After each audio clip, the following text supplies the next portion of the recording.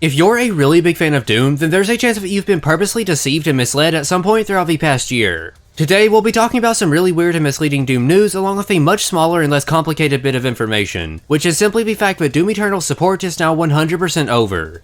The Spring Mega event has now made its way into the game a second time, making this the first repeat of a repeat event, signifying that the last bit of content that was even remotely new was the Winter Mega event. These seasonal events will probably repeat on a loop until they shut the game down for good, so for anyone still hoping for one final event or update, it's officially over.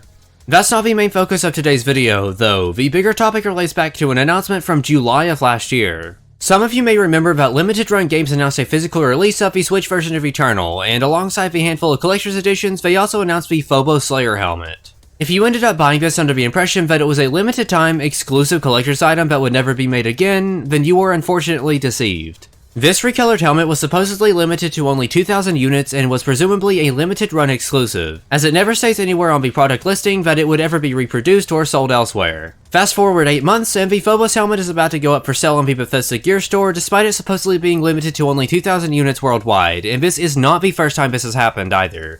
The exact same thing went down with the classic Slayer helmet. Limited Run listed it as a very limited collector's item, then Bethesda put a much higher quantity up on the Gear Store a few months later.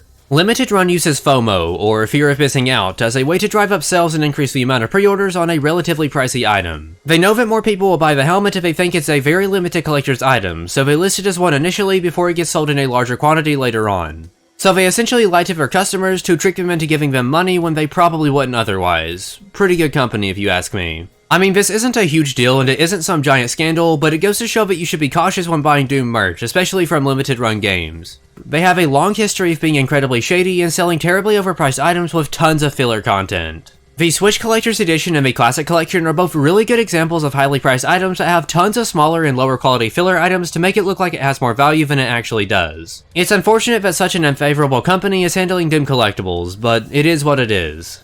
Instead of just doing a news video on the Spring Mega event and the new helmet listing, I wanted to take the time to make sure you knew to look out for this kind of stuff in the future. Limited Run will certainly do more bundles like this in the future, and you should not buy them, mostly because of the low quality and the fact that they're willing to lie to you to get your money.